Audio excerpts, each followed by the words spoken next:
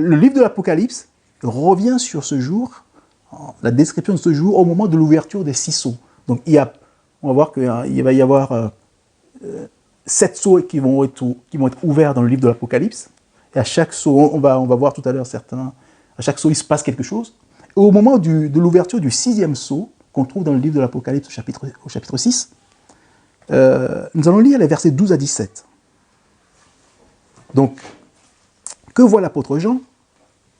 Il dit, « Je regardais, quand il ouvrit le 6e sceau, il y eut un grand tremblement de terre, et le soleil devint noir comme un sac de crin, la lune entière devint comme du sang, et les étoiles du ciel tombèrent sur la terre. Comme lorsqu'un figuier secoué par un vent violent jette ses figues vertes. Le ciel se retira comme un livre qu'on roule, et toutes les montagnes et les îles furent remuées de leur place. Les rois de la terre, les grands, les chefs militaires, les riches, les puissants, tous les esclaves et les hommes libres se cachèrent dans les cavernes et dans les rochers des montagnes. Et ils disaient aux montagnes, aux rochers, « Tombez sur nous et cachez-nous devant la face de celui qui est assis sur le trône, devant la colère de l'agneau. Car le grand jour de sa colère est venu, et qui peut résister ?» Donc il est question de colère. L'agneau, notre agneau, qui est tout doux, d'habitude on dit Jésus, l'agneau, mais il va venir avec une colère. Ce ne sera pas du tout drôle. C'est pas, vu comment c'est décrit, c'est une fureur. Et Jésus, en faisant référence à Osée chapitre 10, verset 8, au moment où il était maltraité pendant sa passion, il dit dans Luc chapitre 23, verset 29 et 30. Jésus dit, « Car voici, des jours viendront où l'on dira, heureuses les stériles, heureuses les entrailles qui n'ont point enfanté, et les mamelles qui n'ont point allaité. Alors ils se mettront à dire aux montagnes, tombez sur nous, et aux collines, couvrez-nous. » C'est-à-dire que le jour du Seigneur sera tellement terrible que les gens demanderont aux montagnes de tomber sur eux, de les couvrir, parce que quand ils verront la colère de Jésus. Et cette colère va se manifester notamment au moment... cette colère est annoncée déjà par l'ouverture des sceaux. Comme je vous le disais, il y a 7 sceaux qui sont ouverts dans le livre de l'Apocalypse. Et les gens connaissent bien ce qu'on appelle les cavaliers de l'Apocalypse. Je ne sais pas si ça vous dit quelque chose.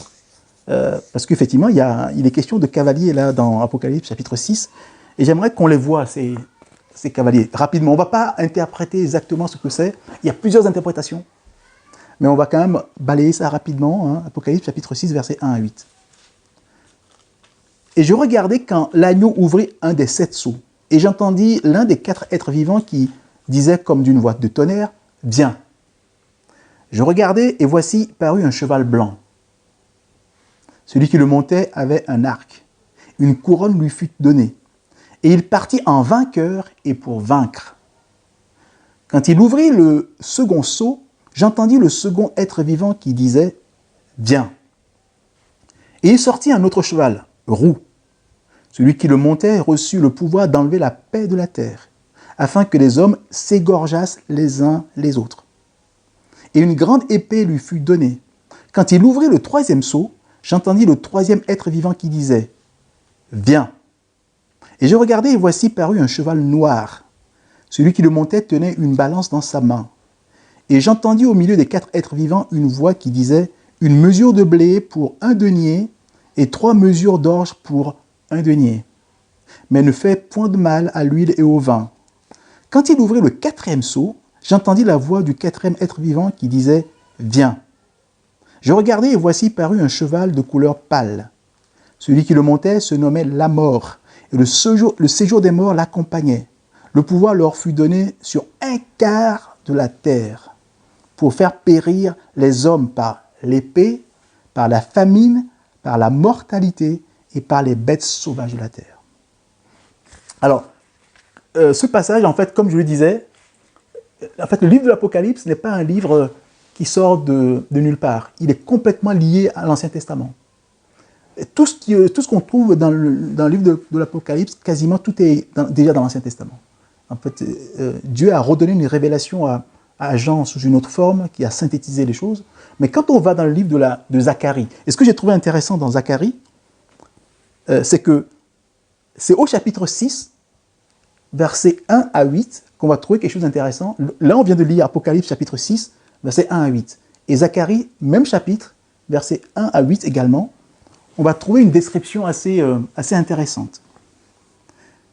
C'est Zacharie donc, qui prophétise, qui dit « Je levai de nouveau les yeux et je regardai, et voici 4 chars sortaient d'entre 2 montagnes. Et les montagnes étaient des montagnes d'airain. Au premier char, il y avait des chevaux roux.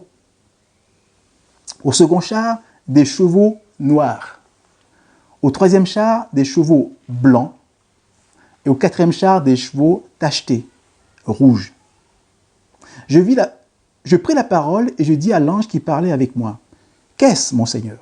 L'ange me répondit, « Ce sont les 4 vents des cieux qui sortent du lieu où il se tenait devant le Seigneur de toute la terre.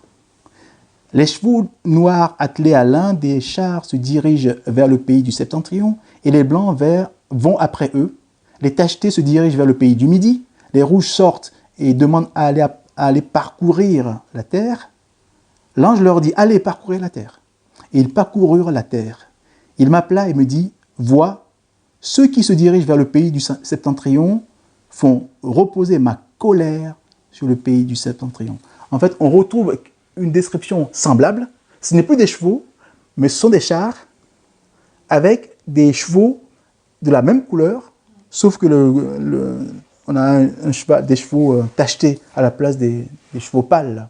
Mais on retrouve en fait la même chose, qui sont... c'est que c'est la même chose qui est décrite de façon différente. Là, dans l'Apocalypse, c'est des chevaux, enfin, c'est un cheval avec un cavalier. Et là, on voit des chars, et c'est intéressant de voir ça. Alors moi, ce que je voulais noter ici, c'est le cheval blanc, le premier. Parce que les gens font une confusion avec ce cheval blanc. À votre avis, qui est-ce? Le premier cheval qui part en vainqueur avec un arc. Est-ce que vous avez une idée?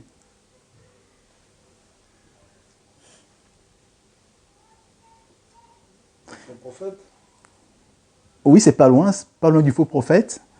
En tout cas, ce qui est important de noter, c'est que ce n'est pas le Christ. Il y a des gens qui pensent que c'est le Christ, parce qu'il part en vainqueur. Mais on va voir qui c'est, on va comprendre que c'est normal qu'il parte en vainqueur. En réalité, c'est l'Antichrist. Les chevaux, en fait, sont associés, ce cheval est associé avec d'autres chevaux qui sont associés à la mort, séjour des morts. Jésus n'a rien à voir là-dedans, là. C'est pas le Seigneur. Ce sont des fléaux qu'on envoie. Parce que c'est des gens qui annoncent des fléaux, ou qui, voilà. Mais pourquoi, en fait, les gens pensent que c'est Jésus? On va lire Apocalypse chapitre 19, versets 11 à 16. On va voir quelque chose de semblable.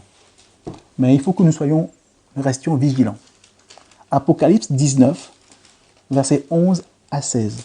« Puis je vis le ciel ouvert, et voici parut un cheval blanc. Celui qui le montait s'appelle Fidèle et Véritable. Et il juge et combat avec justice. Ses yeux étaient comme une flamme de feu. Sur sa tête étaient plusieurs diadèmes. Il avait un nom écrit que personne ne connaît si ce n'est lui-même.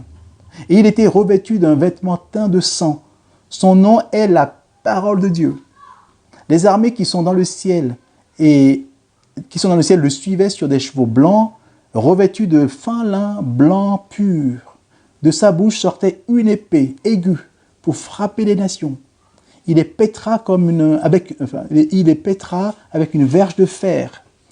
Et il foulera la cuve du vin de l'ardente colère du Dieu puissant, du Dieu tout-puissant, pardon. Il avait sur son vêtement et sur sa cuisse un nom écrit, Roi des rois et Seigneur des seigneurs. Là, pour nous, il n'y a aucune ambiguïté. C'est bien le Seigneur des seigneurs, c'est bien le Roi des rois, c'est la parole de Dieu, c'est le véritable. Il y a une différence. Le premier, ce n'était pas le véritable. Là, on précise bien qu'il est le véritable. Et l'arme qu'il utilise, lui, c'est une épée. On n'a jamais vu Jésus avec un arc. Alors donc les gens font la confusion. Il y a bien Jésus qui va arriver sur un cheval blanc, mais on verra plus tard, triomphant. Mais il y a quelqu'un qui fait une falsification, une contrefaçon. Il y a une contrefaçon, voilà, qui va commencer. Et donc certains chrétiens peuvent être égarés par... Alors donc, en fait, il s'agit de l'Antichrist. Il s'agit de l'Antichrist, et comme il y aura beaucoup de séduction à la fin des temps, enfin, la séduction a déjà commencé, mais ça va s'intensifier. Et il y a des gens, il y a même des chrétiens qui pourraient se faire avoir. Ah ouais, voilà, c'est Jésus. Ah ouais, non mais c'est vrai, hein, donc quand on fait les interprétations, parfois on peut se tromper, mais et surtout même si c'est juste une interprétation, on dit c'est un cheval blanc, c'est Jésus, ça va encore. Mais c'est quand il va venir, l'Antichrist, et que les gens vont dire ah c'est le Messie. Voilà, il y a des gens qui vont se faire avoir. Mais en fait, moi je comprends pas. Est-ce qu'il faut le voir, genre vraiment l'image avec un arc et tout, ou ça va être. Ah ouais, donc s'il faut voir. Enfin, il me semble que c'est plutôt symbolique. Okay. L'arc, etc. Mais c'est juste mon point de vue. Hein. Pour moi, ce sont des symboles que je ne saurais interpréter, moi, ici. Okay. Il y a des gens qui donnent plein d'interprétations sur l'arc, etc. Mais moi, je ne sais pas. Mais ce qui est important, pour moi, ça, là, on ne verra pas des chevaux dans le ciel. Je ne crois pas qu'on verra des cavaliers avec des chevaux dans le ciel. Voilà. Pour moi, c'est spirituel, tout ça. C'est plutôt spirituel. Voilà. Mais moi, ce qui est important, surtout, c'est cette séduction qu'il va y avoir à la fin des temps. Il y aura une grande séduction. Les gens vont « Ah, mais c'est ça qu'on attendait. » Et non, en fait, non. En fait, le livre de l'Apocalypse est un livre compliqué. Sans révélation de Dieu, on ne peut pas vraiment tout saisir. Mais il y a des choses qui sont évidentes. Il y a des choses qu'on peut interpréter facilement. D'autres restent quand même qui demandent de la révélation. On a les 7 sceaux. On a 7 sceaux, après on a 7 trompettes, après on a 7 coupes. On a l'impression que ce sont des choses qui se suivent. Et parfois, quand on lit, on a l'impression que ce sont les mêmes choses qui sont remontrées sous d'autres angles. Donc, c'est pas forcément un livre chronologique, le livre de l'Apocalypse. On lit des chapitres, et puis on a l'impression que c'est les mêmes chapitres qui reviennent, mais vus sous un autre angle. Voilà, donc il faut faire attention dans les interprétations. Mais ce qui est sûr, c'est que donc les 7 sceaux, on va voir au moins les 4 premiers annoncent quand même des malheurs, des fléaux. Et quand on va tomber sur les trompettes, à chaque trompette, il y a des fléaux qui arrivent. Et les sceaux, c'est pareil. Quand on va verser des sceaux, c'est pareil. Non, pas les sceaux, les coupes. Les coupes, les 7 coupes, c'est pareil. Ça apporte des fléaux, des malheurs, des catastrophes. Et donc ça, vous les trouvez, oui. Tu peux me préciser les sceaux là? Les sceaux, c'est... oui, les sceaux, je n'ai pas précisé. En fait, c'est quand... Vous avez peut-être déjà vu dans les vieux films, on voit des lettres de rois, de souverains. Et c'est scellé, voilà. Okay, c'est scellé avec de la cire. Voilà, c'est ça le sceau. Voilà. Donc il y avait un livre, donc on l'a pas lu, voilà, mais je crois que c'est au chapitre 10 de l'Apocalypse où il y a un livre, en fait c'est un rouleau avec 7 sceaux, donc scellés 7 fois, et qu'après Jésus va enlever les sceaux un à un, il va ouvrir les sceaux un à un. Mais on n'a pas le temps d'aller dans ce détail aujourd'hui. Voilà. Donc, ce que je voulais dire, c'est que les fléaux, les catastrophes sont essentiellement annoncés dans les chapitres 8, 9 et 16 du livre de l'Apocalypse. Et en fait, ça va être une grande détresse. Vraiment une grande détresse. Quand Jésus parle des événements de la fin dans Matthieu chapitre 24, au verset 21 et 22, il dit « Alors, la détresse sera si grande qu'il n'y en a point eu de pareil depuis le commencement du monde jusqu'à présent, et qu'il n'y en aura jamais. Et si ces jours n'étaient abrégés, personne ne serait sauvé.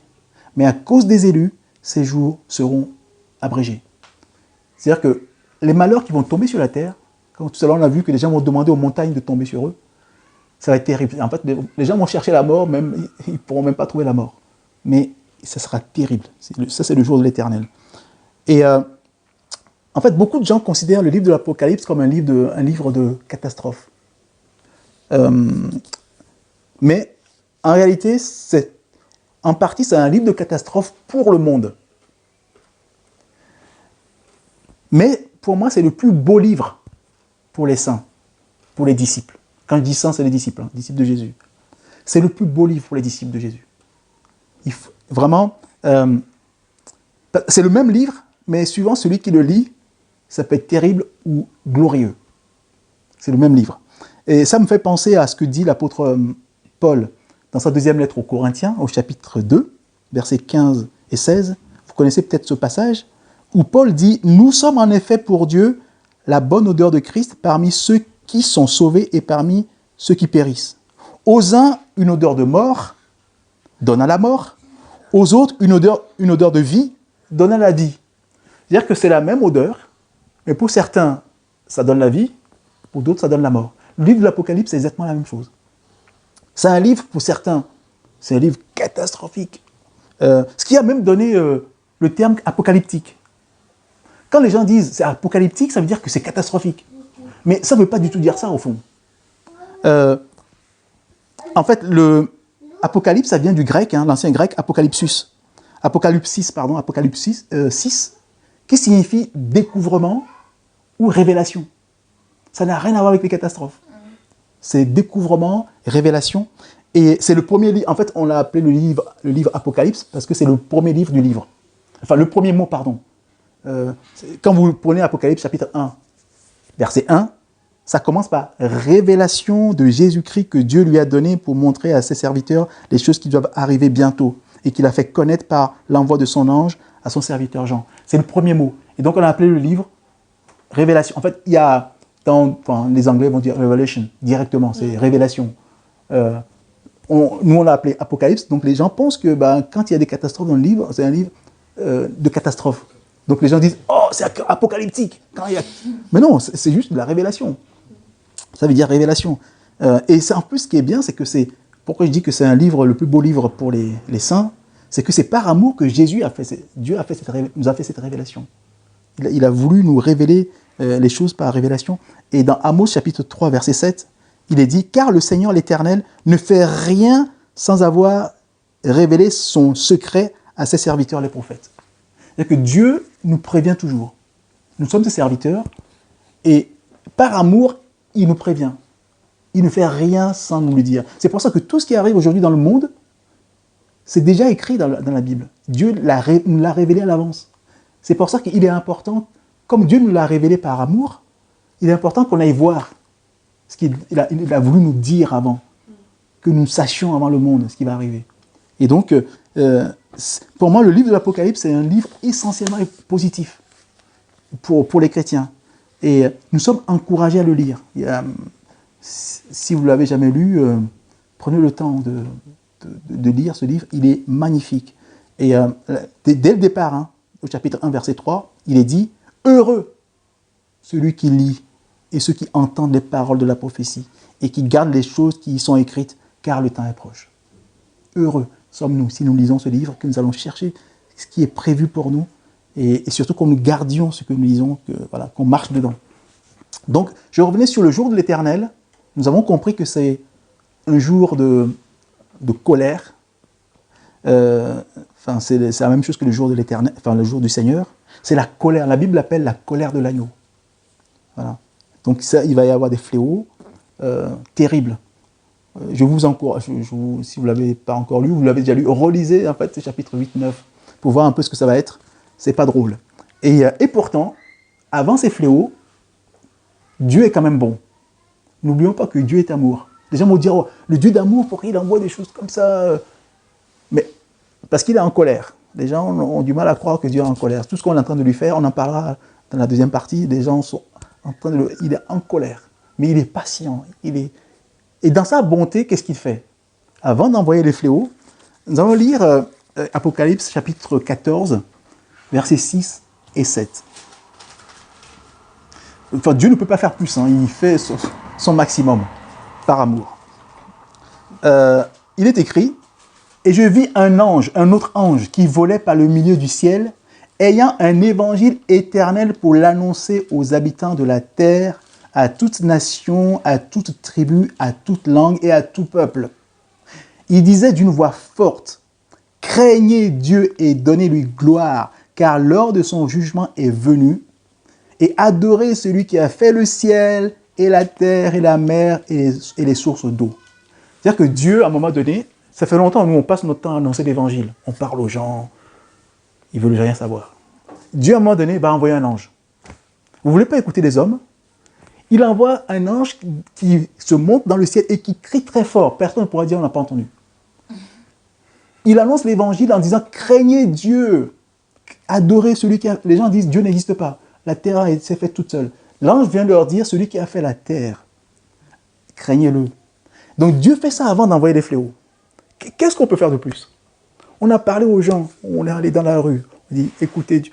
Dieu, à la fin, dit, ok, j'envoie maintenant un ange. S'ils vont voir quelque chose d'impressionnant, là, ils vont écouter quand même. Qu'est-ce que je vois? Ouais. Et ils entendent une voix dans le ciel qui dit, craignez Dieu, mais... Voilà. Et ça, c'est Dieu va, jusqu'à la fin, Dieu va appeler les hommes.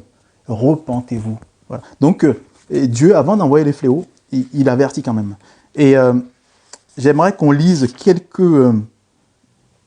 juste quelques fléaux et ce qui arrive au moment des coupes, quand les coupes vont être versées, au chapitre 16. Apocalypse, chapitre 16. Versets 1 à 16. Et j'entendis une voix forte qui venait du temple et qui disait aux 7 anges, « Allez, et versez sur la terre les 7 coupes de la colère de Dieu. » Le premier alla, et il versa sa coupe sur la terre. Et un ulcère malin et douloureux frappa les hommes qui avaient la marque de la bête et qui adoraient son image. Le second versa sa coupe dans la mer, et elle devint du sang, comme celui d'un mort. Et tout être vivant mourut, tout ce qui était dans la mer. Le troisième versa sa coupe dans les fleuves et dans les sources d'eau, et il devint du sang. Et j'entendis l'ange des eaux qui disait, « Tu es juste, toi qui es et qui étais. Tu es saint, parce que tu as exercé ce jugement. Car ils ont versé le sang des saints et des prophètes, et tu leur as donné du sang à boire. Ils en sont dignes. » Et j'entendis l'autel qui disait, « Oui, Seigneur Dieu Tout-Puissant, tes jugements sont véritables et justes. » En fait, on voit qu'au moment des fléaux, les anges louent Dieu, parce qu'il est juste, il est saint. En fait, ces jugements, nous, on dit, voilà, c'est de la méchanceté. Non, c'est de la justice. C'est la sainteté même de Dieu, qui ne peut pas laisser passer l'outrage. Et donc, les anges le rappellent. C'est peut-être terrible, mais c'est parce qu'il est saint. Voilà, pour que parfois les chrétiens disent « Oh, Dieu n'envoie pas de malheur. » Non, ça fait partie de sa sainteté. Il faut qu'il juge les choses. Tu fais de l'abomination, tu reçois l'abomination. C'est la justice. Et les anges le rappellent, pendant que les choses sont terribles sur terre. Et le quatrième versa sa coupe sur le soleil. Et il lui fut donné de brûler les hommes par le feu. Et les hommes furent brûlés par une grande chaleur. Et ils blasphémèrent le nom de Dieu qui a autorité sur ces fléaux. Et ils ne se repentirent pas pour lui donner gloire. Malgré tout ce qui arrive là, les gens, il y a un ange qui passe. Craignez Dieu. Après, les malheurs tombent, il continue à ne pas vouloir se repentir. Et il l'insulte même, il blasphème. Le cinquième versa sa coupe sur le trône de la bête. Et son royaume fut couvert de ténèbres. Et les hommes se mordaient la langue de douleur. Et ils blasphémèrent le Dieu du ciel à cause de leurs douleurs et de leurs ulcères. Et ils ne se repentirent pas de leurs œuvres. Le sixième versa sa coupe sur le grand fleuve, l'Euphrate. Et son eau tarit, afin que le chemin des rois venant de l'Orient fût préparé. Et je vis sortir de la bouche du dragon, et de la bouche de la bête, et de la bouche du faux prophète, 3 esprits impurs, semblables à des grenouilles. Car ce sont des esprits de démons qui font des prodiges, et qui vont vers les rois de toute la terre, afin de les rassembler pour le combat du grand jour du Dieu Tout-Puissant. Voici, je viens comme un voleur. Heureux celui qui veille et qui garde ses vêtements afin qu'il ne marche pas nu et qu'on ne voit pas sa honte. Ils les rassemblèrent dans un lieu appelé en hébreu Armageddon. Vous avez peut-être déjà entendu Armageddon, non? Voilà. Il y a des films. Des films de catastrophes, souvent. C'est impressionnant, ça saute de partout, ça brûle de partout. En fait, ça vient de la Bible, hein, de Armageddon. Ce qu'il faut remarquer aussi, c'est que les fléaux qu'on vient de voir, on les retrouve à peu près les mêmes dans Exode, chapitre 7 à 10, où Dieu envoie des fléaux à l'Égypte. Je vous encourage à aller relire Exode, chapitre 7 à 10. Vous allez retrouver les mêmes choses, quasiment les mêmes choses que les Égyptiens ont connues. La mer qui devient du sang, les grenouilles, enfin, il y a plein, vous allez retrouver à peu près les mêmes choses. Et donc la guerre d'Armageddon dont les gens parlent, ça vient de là. Ce sont ces catastrophes-là. Et ce qu'on voit à la fin, qu'est-ce qu'on a vu à la fin? On a dit qu'il y a des gens qui se... Les rois car ce sont des esprits et des démons qui vont vers les rois de toute la terre afin de les rassembler pour le combat du grand jour du Dieu Tout-Puissant. Voilà. En fait, il va y avoir un combat, une guerre qu'on appelle la guerre d'Armageddon. Qu'est-ce qui va se passer? C'est que Jérusalem sera attaquée par toutes les nations. Les gens vont se liguer contre Jérusalem. Et on va voir ce qui va se passer. C'est déjà décrit dans l'Ancien Testament il y a des siècles, Zacharie chapitre 14. Ça, bon, l'apôtre Jean en parle ici rapidement, mais Zacharie en avait parlé plus en détail. Zacharie chapitre 14, les 4 premiers versets. Voici, le jour de l'Éternel arrive, et tes dépouilles seront partagées au milieu de toi. Je rassemblerai toutes les nations pour qu'elles attaquent Jérusalem. La ville sera prise, les maisons seront pillées et les femmes violées. La moitié de la ville ira en captivité, mais le reste du peuple ne sera pas exterminé de la ville. L'Éternel paraîtra et il combattra ces nations comme il combat au jour de la bataille. Ses pieds se poseront en ce jour sur la montagne des Oliviers, qui est vis-à-vis de Jérusalem, du côté de l'Orient. La montagne des Oliviers se fendra par le milieu, à l'Orient et à l'Occident, et il se formera une très grande vallée. Une moitié de la montagne reculera vers le septentrion et une moitié vers le midi. Là, Zacharie nous dit que Jésus va revenir physiquement et poser ses pieds sur la montagne des Oliviers. Extraordinaire. Et d'ailleurs, ce retour physique, parce qu'il y a des gens, ils n'y croient pas trop que Jésus peut revenir physiquement. Mais Zacharie dit, il va poser les pieds. Et quand Jésus est ressuscité, quand il est parti au ciel, les anges l'ont déjà annoncé. D'accord? Actes chapitre 1, versets 10 et 11. Donc Jésus parle à ses disciples et tout ça, et puis à un moment donné, il va partir, il leur donne les dernières instructions. Et il est dit, et comme ils avaient les regards fixés vers le ciel pendant qu'ils s'en allaient, donc Jésus, voici deux hommes vêtus de blanc leur apparurent et dirent, hommes galiléens, pourquoi vous arrêtez-vous à regarder au ciel? Ce Jésus qui a été enlevé au ciel au milieu de vous, viendra de la même manière que vous l'avez vu en allant au ciel. Jésus est parti physiquement, il reviendra physiquement. Les gens pensent que ça va être un esprit qui va se balader. Pas du tout. Physiquement, il va venir, il va poser les pieds. Il est parti du mont des Oliviers, les pieds sur terre, il est monté. Il va revenir poser les pieds sur le mont des Oliviers. Et la montagne, après, il y a des choses qui vont se passer, ça va se fendre en deux. Ça va être assez terrible. Voilà. En tout cas, on voit bien que les choses... Et qu'est-ce qui va se passer? Jésus va dire ce qui va se passer après. Enfin, toute cette période où Jésus revient, là, physiquement. Matthieu 24, verset 30. Alors le signe du Fils de l'homme paraîtra dans le ciel. Toutes les tribus de la terre se lamenteront et elles verront le Fils de l'homme venant sur les nuées du ciel avec puissance et une grande gloire. Les gens verront physiquement Jésus. Oh. Dans le ciel, ça va être quelque chose d'extraordinaire. Et il va aller combattre. Parce qu'en fait, c'est au moment du combat d'Armageddon où les gens vont aller attaquer Jérusalem. Et Jésus va descendre.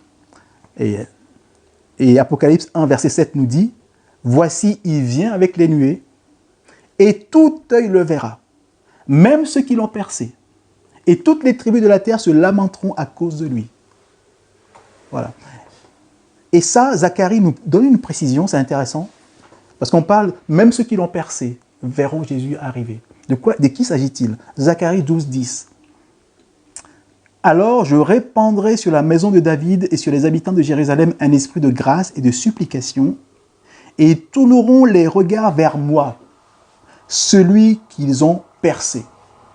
Ils pleureront sur lui comme on pleure sur un fils unique, ils pleureront amèrement sur lui comme on pleure sur un premier-né. C'est que les Juifs, la Bible dit que c'est eux qui ont percé le Messie, ils vont le voir mais Dieu va répandre sur eux un esprit de repentance. Et là, quand ils vont le voir arriver pour les délivrer, là, ils vont se repentir. Ah, d'accord, c'est lui que nous avons rejeté, nous avons percé, nous l'avons cloué.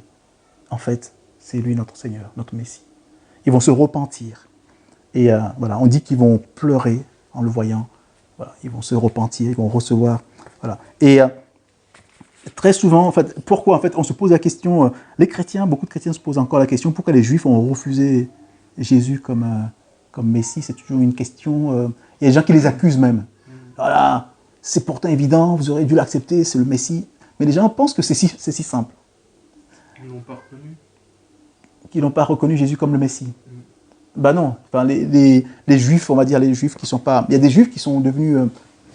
au début, l'Église n'était remplie que de Juifs. Tous les disciples de Jésus au départ étaient Juifs avant que l'Évangile ne soit apporté aux païens. Mais la grande majorité des Juifs ont rejeté Jésus jusqu'à aujourd'hui. Aujourd'hui, il y a tout un mouvement de conversion. Les Juifs se convertissent de plus en plus à Jésus, le reconnaissent comme le Messie. Mais globalement, les Juifs ne reconnaissent pas Jésus comme le Messie. Et les gens se disent, mais ils exagèrent, mais c'est pourtant facile, c'est leur Messie, les prophéties sont là. Et le même comportement avait déjà lieu chez les Romains, au 1er siècle. Et Paul leur écrit une lettre pour les calmer un peu, parce qu'ils accusaient les Juifs de rejeter Jésus. Voilà. Et j'aimerais vous lire Romains chapitre 11, versets 11 et 12, et 25 et 26. Donc, Paul écrit aux Romains, aux chrétiens romains qui étaient plutôt des païens au départ, et il leur dit, je dis donc, est-ce pour tomber qu'ils ont bronché? Il parle des Juifs. Loin de là. Mais leur chute, la chute des Juifs, par leur chute, le salut est devenu accessible aux païens. Paul explique aux païens qu'en fait, c'est parce que les Juifs ont rejeté le Messie que nous avons pu avoir l'Évangile. Et il dit, afin qu'ils fussent excités à la jalousie. Or, si leur chute a été la richesse du monde et leur amoindrissement la richesse des païens, combien plus il en sera ainsi quand ils se convertiront tous. Parce que comme on a vu tout à l'heure, là, dans Zacharie, ils vont se convertir, ils vont se repentir. Ils vont tous se convertir, et Paul en parle déjà. Car je ne veux pas, frères, que vous ignoriez ce mystère, afin que vous ne vous regardiez point comme sages. C'est qu'une partie d'Israël est tombée dans l'endurcissement jusqu'à ce que la totalité des païens soit entrée. Et ainsi, tout Israël sera sauvé, selon qu'il est écrit, le libérateur viendra de Sion et détournera de Jacob les impuretés, ou les impiétés, plutôt, les impiétés. Voilà, donc en fait, on voit que quand on accuse les Juifs d'avoir rejeté Jésus, tout ça, mais Dieu l'a permis pour que nous, on puisse entrer. Mais après, Dieu va répandre sur eux, comme on a vu tout à l'heure dans Zacharie, un esprit de repentance, où quand Jésus va revenir physiquement, ils vont tous se convertir et l'accepter comme Messie. Et voilà. Donc c'est important pour nous, parce que les chrétiens romains, du 1er siècle, ils avaient un comportement vis-à-vis des Juifs. Et d'ailleurs, l'Église s'est pas mal coupée de ses racines juives. Ça nous pose encore des problèmes aujourd'hui en termes de compréhension parfois des textes. Mais voilà. Et Paul rappelle en fait aux Romains que les Juifs, c'est toujours eux la racine, et que nous, on est branchés, on est greffés dessus, quoi. Ça, c'est important à comprendre. Et que le fait qu'ils aient rejeté le Messie, Dieu l'a permis pour que nous, on puisse entrer.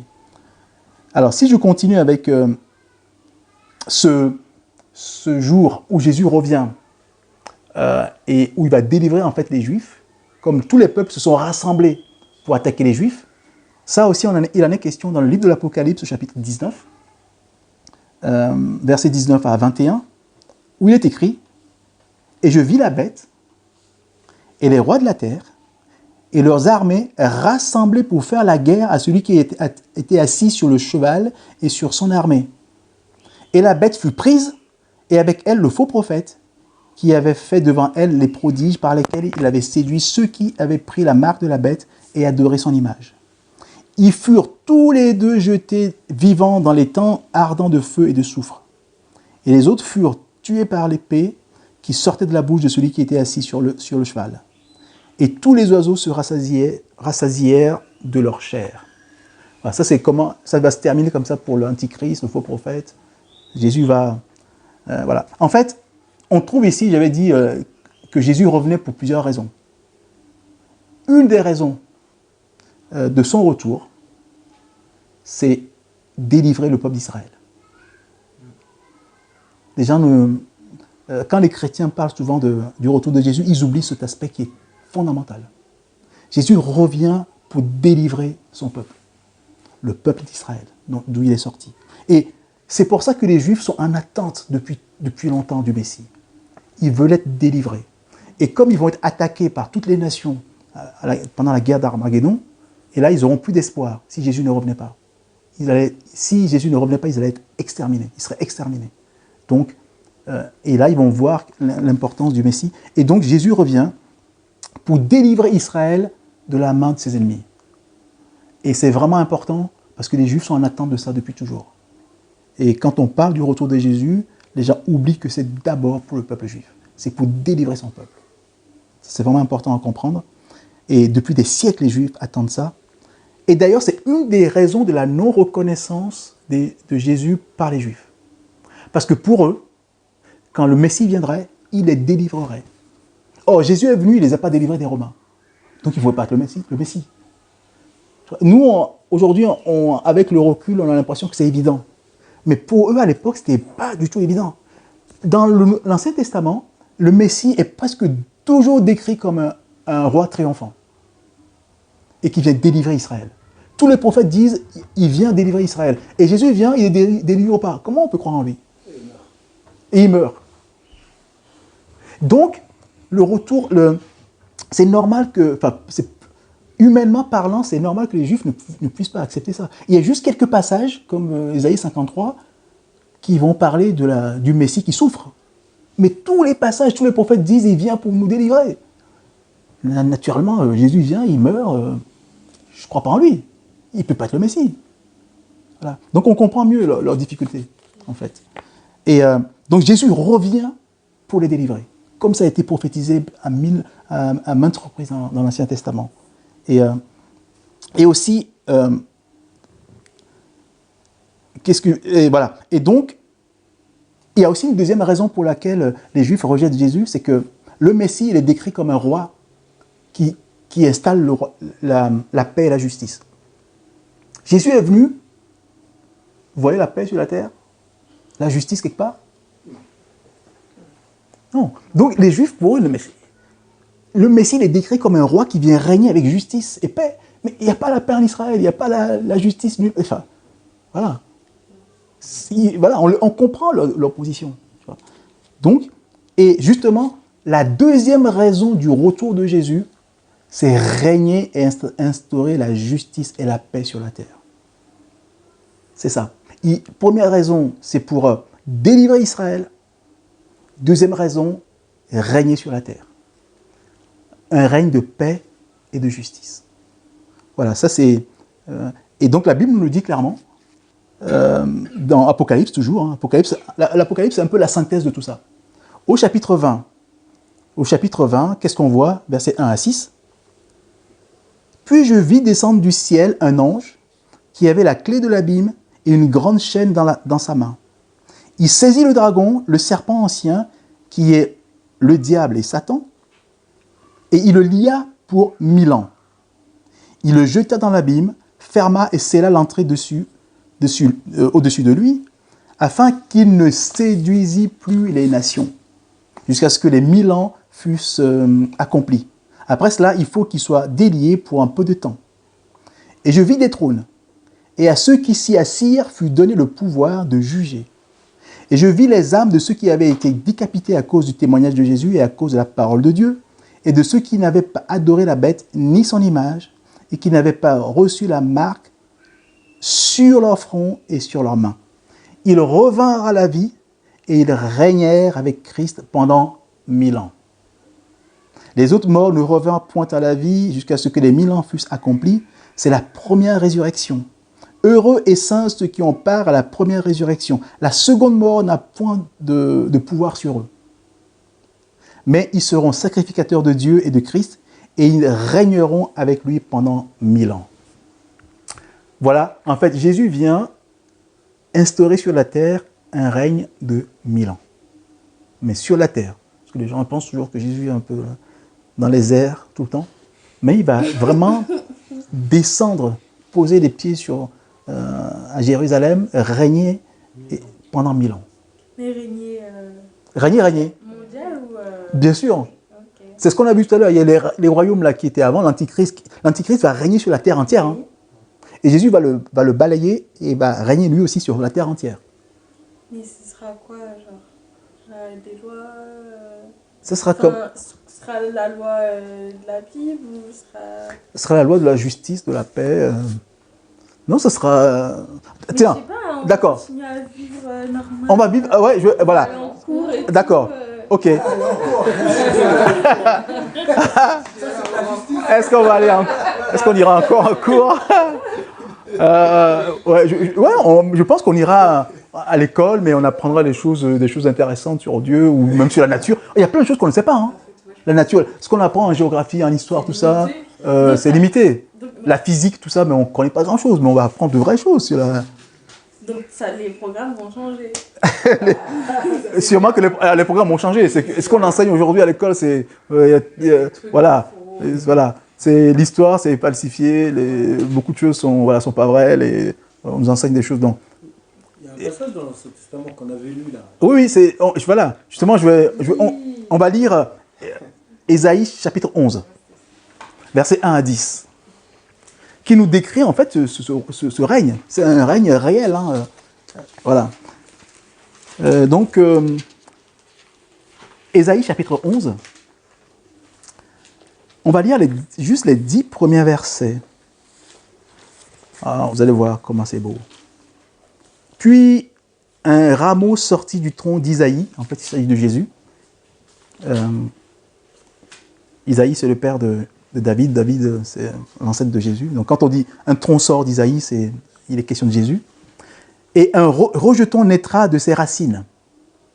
L'esprit de l'Éternel reposera sur lui. Esprit de sagesse et d'intelligence. Esprit de conseil et de force. Esprit de connaissance et de crainte de l'Éternel. Il respirera la crainte de l'Éternel. Il ne jugera point sur l'apparence. Il ne prononcera point sur un ouï-dire. Mais il jugera les pauvres avec équité et il prononcera avec droiture sur les malheureux de la terre. Il frappera la terre de sa parole comme d'une verge et du souffle de ses lèvres, il fera mourir le méchant. La justice sera la ceinture de ses flancs et la fidélité la ceinture de ses reins. Le loup habitera avec l'agneau et la panthère se couchera avec le chevreau. Le veau, le lionceau et le bétail qu'on engraisse seront ensemble et un petit enfant les conduira. La vache et l'ours auront un même pâturage, leurs petits un même gîte. Et le lion, comme le bœuf, mangera de la paille. Le nourrisson s'ébattra sur l'antre de la vipère et l'enfant sevré mettra sa main dans la caverne du basilic.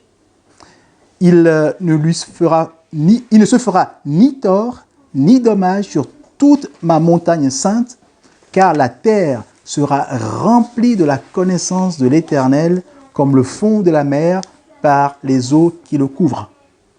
En ce jour, le rejeton d'Isaïe sera là comme une bannière pour les peuples, les nations se tourneront vers lui, et la gloire sera sa demeure.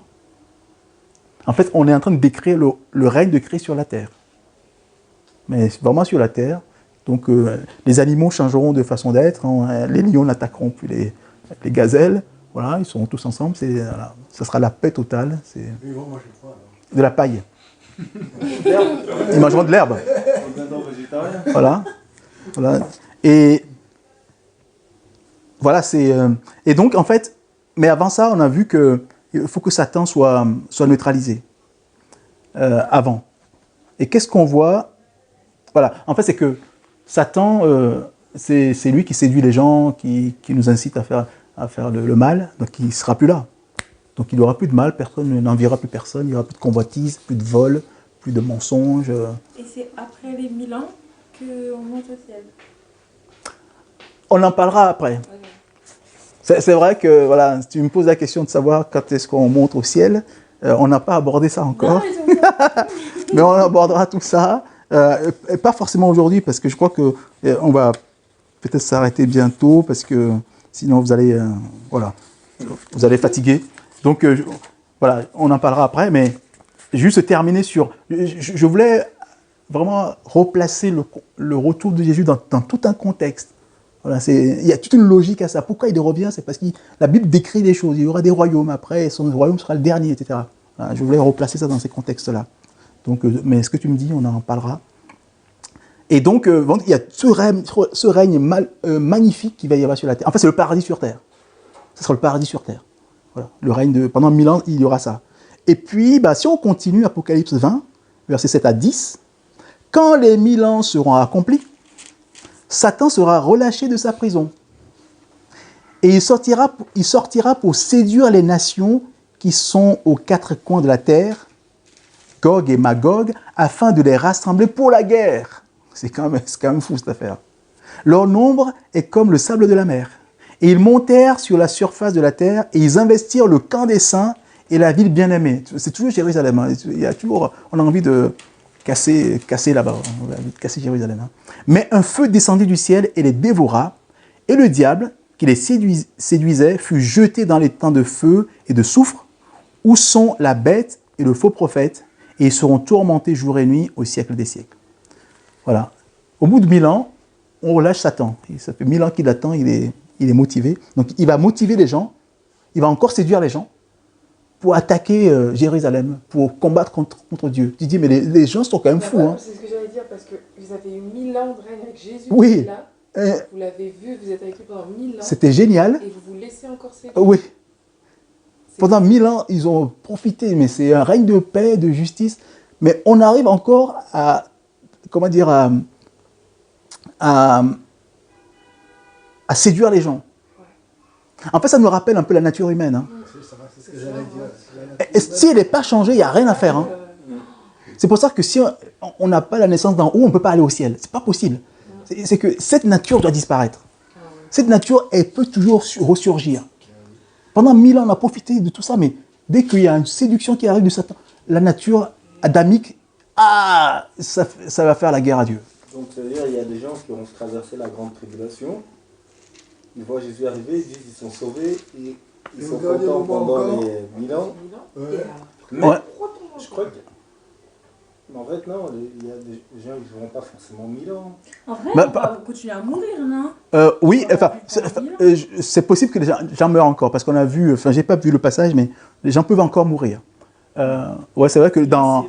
Non, mais si c'est bon, pourquoi mourir? T'as fait le tour de la vie. Ah, mais et la vie éternelle alors? Il faut y aller, quoi. Ah bon, on en parlera, on en parlera. Ah, tiens, je t'invite à lire,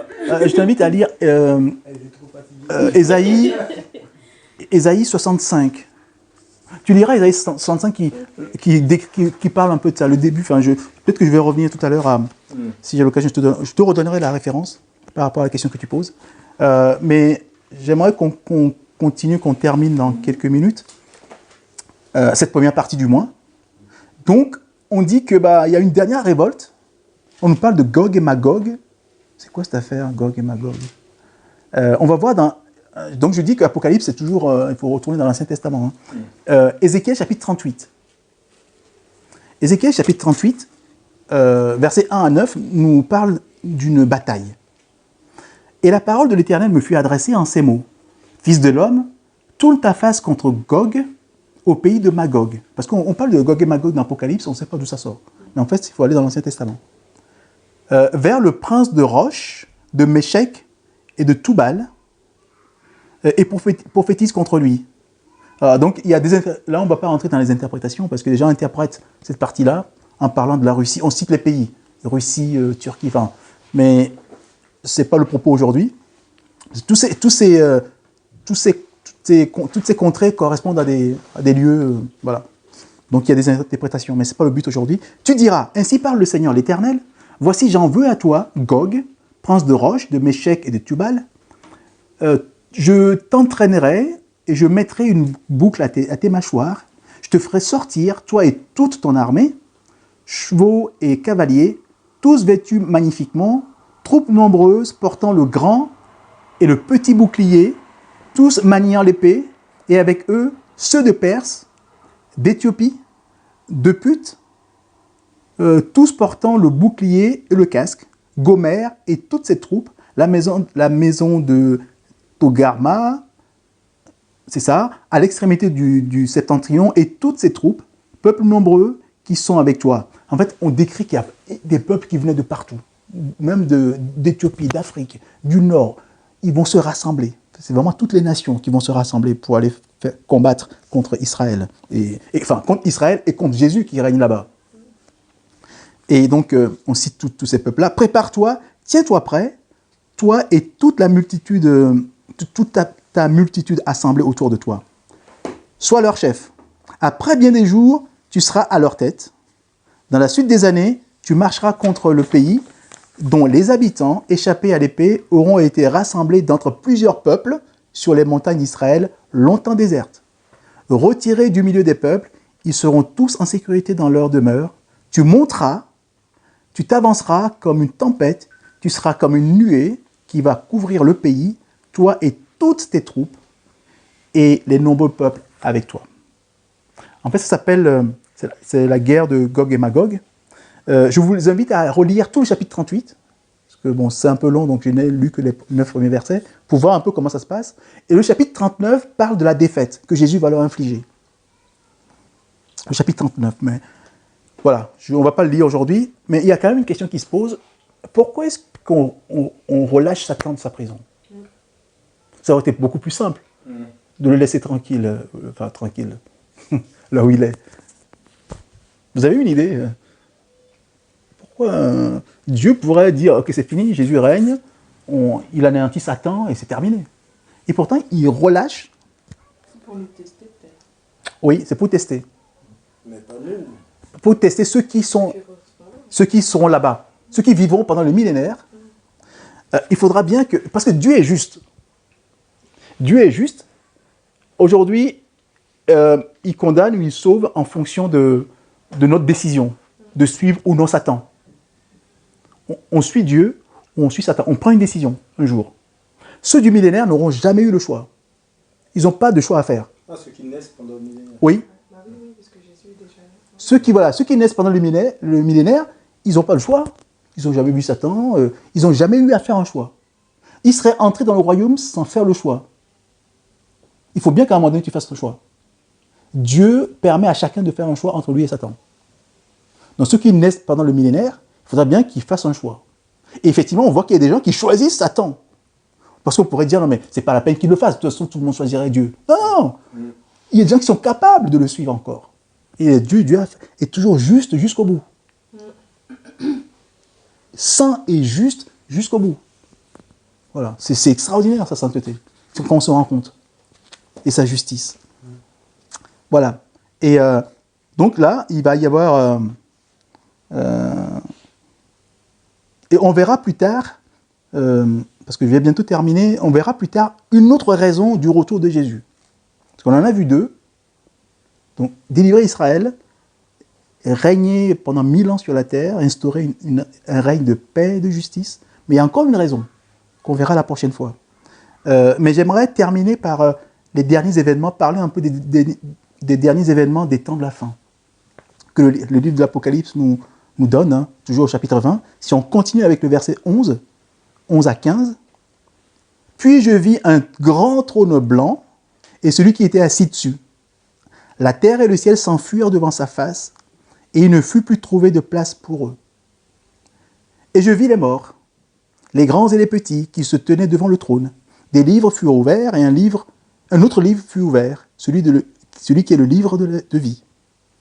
Et les morts furent jugés selon leurs œuvres, d'après ce qui était écrit dans ces livres. La mort rendit les morts qui étaient en elle, la mort et le séjour des morts rendirent les morts qui étaient en eux, et chacun fut jugé selon ses œuvres. Et la mort et le séjour des morts furent jetés dans l'étang de feu. C'est la seconde mort, l'étang de feu. Quiconque ne fut pas trouvé écrit dans le livre de vie fut jeté dans l'étang de feu. Donc en fait, après les 1000 ans et cette bataille de Gog et Magog que Jésus va vaincre, va gagner encore, il va y avoir le jugement dernier. Donc on voit toute la chronologie de l'histoire humaine. Donc maintenant, jugement dernier et aussi destruction de la mort. Là, Dieu détruit la mort, jette la mort, le séjour des morts dans les temps de feu. La mort est vaincue définitivement. Et c'est ce que nous dit l'apôtre Paul dans sa première lettre aux Corinthiens, au chapitre 15, versets 24 à 26. Ensuite viendra la fin, quand il remettra le royaume à celui qui est Dieu et Père, après avoir détruit toute domination, toute autorité et toute puissance, car il faut qu'il règne jusqu'à ce qu'il ait mis tous les ennemis sous ses pieds. Le dernier ennemi qui sera détruit, c'est la mort. Voilà. Donc on arrive à la fin, Dieu détruit la mort, et là, restauration de la création tout entière.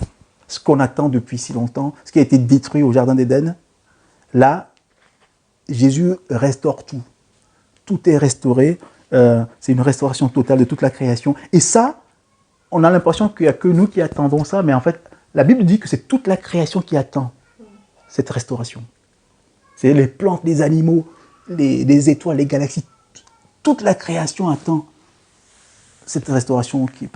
Voilà. Et donc, dans Romains 8, versets 18 à 21, Paul nous rassure en disant « J'estime que les souffrances du temps présent ne sauraient être comparées à la gloire à venir qui sera révélée pour nous. Aussi, la création attend-elle avec un ardent désir la révélation des fils de Dieu.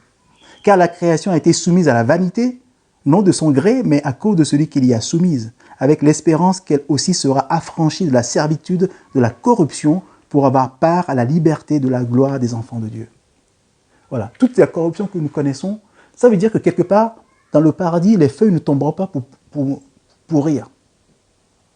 Ça, c'est la corruption. Ce n'était pas prévu. C'est-à-dire qu'il n'y aura plus de corruption. La nature, en fait, souffre de... Enfin, tout est corrompu, en fait. Et toute la corruption sera anéantie, tout sera restauré. Et toute la création attend ça depuis des milliers d'années. Et voilà. Et ça va être la restauration finale. Et après ça, création d'une nouvelle terre et d'un nouveau ciel. D'un nouveau ciel. Apocalypse chapitre 21, versets 1 à 4. Puis je vis un nouveau ciel et une nouvelle terre. Car le premier ciel et la première terre avaient disparu, et la mort n'était plus. Et je vis descendre du ciel d'auprès de Dieu la ville sainte, la nouvelle Jérusalem, préparée comme une épouse qui s'est parée pour son époux. Et j'ai entendu du trône une forte voix qui disait « Voici le tabernacle de Dieu avec les hommes. Il habitera avec eux, et ils seront son peuple. Et Dieu lui-même sera avec eux. Il essuiera toute larme de leurs yeux, et la mort ne sera plus. Il n'y aura plus ni deuil, ni cri, ni douleur, car les premières choses ont disparu. » Tu ne veux pas vivre ça éternellement? Non, mais franchement,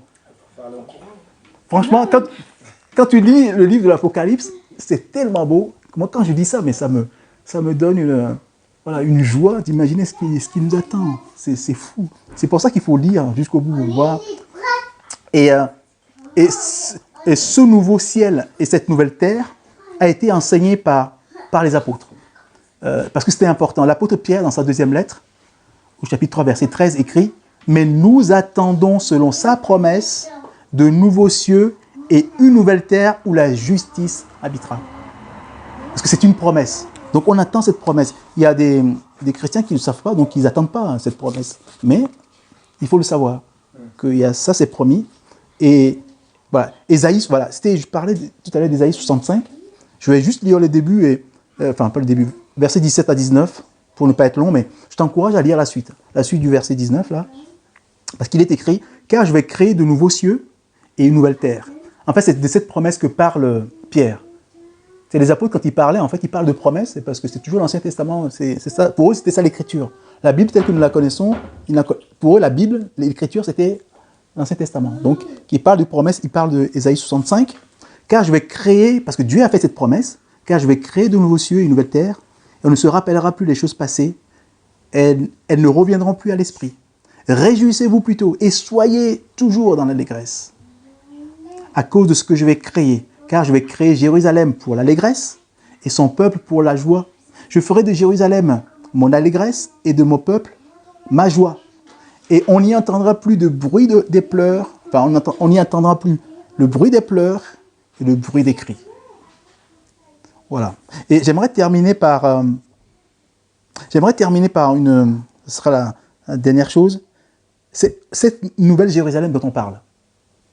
Parce que ça aussi c'est à lire, c'est extraordinaire. Il y a toute une description au chapitre 21.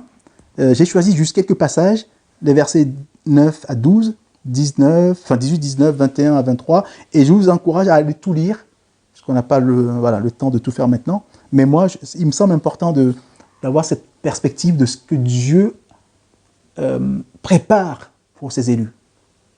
Il faut en être conscient. Puis un des 7 anges qui tenait les 7 coupes remplies des 7 derniers fléaux vint et m'adressa la parole en disant « Viens, je te montrerai l'épouse, la femme de l'agneau. » Et il me transporta en esprit sur une grande et haute montagne. Et il me montra la ville sainte, Jérusalem, qui descendait du ciel d'auprès de Dieu, ayant la gloire de Dieu. Son éclat était semblable à celui d'une pierre très précieuse, d'une pierre de jaspe, transparente comme le cristal. Ça, c'est la ville, transparente comme du cristal. Elle avait une grande et haute muraille. Elle avait 12 portes, et sur les portes, 12 anges, et des noms écrits, ceux des 12 tribus des fils d'Israël. Donc je rappelle toujours qu'Israël, c'est l'épouse qui sera du début jusqu'à la fin. Et nous, on a été greffés dessus. Donc Dieu n'a pas 2 épouses, il y en a une seule. Donc Israël, toujours Israël. Et voilà, donc jusqu'au paradis, donc même la Jérusalem céleste, c'est les 12 noms des tribus qu'on va retrouver. Et donc la muraille était construite de jaspe, et la ville était d'or pur. Toute la ville était d'or pur, semblable à du verre pur. En plus, c'est un or qui est plus pur que l'or que nous qu'on connaît aujourd'hui, parce qu'on dit que c'est pur comme du verre, cet or-là. Les fondements de la ville étaient ornés de pierres précieuses, de toute espèce. Les 12 portes étaient 12 perles, chaque porte était d'une seule perle. C'est que la porte tout entière était... Parce que quand on cherche les perles, souvent les gens, quand ils trouvent des grosses perles, ils disent « Waouh, c'est extraordinaire ». Mais là, c'est toute une porte qui sera une perle. On a du mal à imaginer. Voilà. Et la place de la ville était d'or pur. Toute la place de la ville. Ce ne sera pas du bitume ou de l'or ou dit du béton. C'est de l'or pur. Comme un verre transparent. En plus, c'est un or que l'apôtre essaie de décrire, mais il dit l'or est transparent comme le verre. Voilà, il décrit comme il peut. Je ne vis point de temple dans la ville, car le Seigneur, Dieu Tout-Puissant, est son temple, ainsi que l'agneau. La ville n'a besoin ni du soleil, ni de la lune pour l'éclairer, car la gloire de Dieu l'éclaire, et l'agneau est son flambeau. C'est qu'une ville, il n'y a pas de lumière. La gloire de Dieu rayonne. Mais il n'y a pas de nuit. Il n'y a pas de nuit. Waouh! Voilà. C'est. Voilà. Donc voilà ce que je voulais vous partager. Je voulais vous partager ça aujourd'hui parce que voilà. Finalement, il vaut mieux qu'on fasse ça en 2 fois pour qu'on prenne le temps. Et là encore, j'ai condensé, mais je voulais vous transmettre ces informations. Et il y a des choses. Bon, donc la deuxième partie, dans la deuxième partie, voilà. Qu'est-ce qu'on va, on va se poser une question. Pourquoi faut-il connaître les choses des temps de la fin? Certains pensent que ce n'est pas la peine qu'on en parle. Mais on va voir pourquoi il est nécessaire de le savoir. Voilà, la Bible en parle et on va le voir. Et puis on verra les signes annonciateurs du retour. Et puis un dernier point, la nécessité de se préparer. On verra qu'il faudra se préparer. Voilà. Donc ce sera la deuxième partie qu'on verra ensemble. Merci de votre attention. Que Dieu vous bénisse.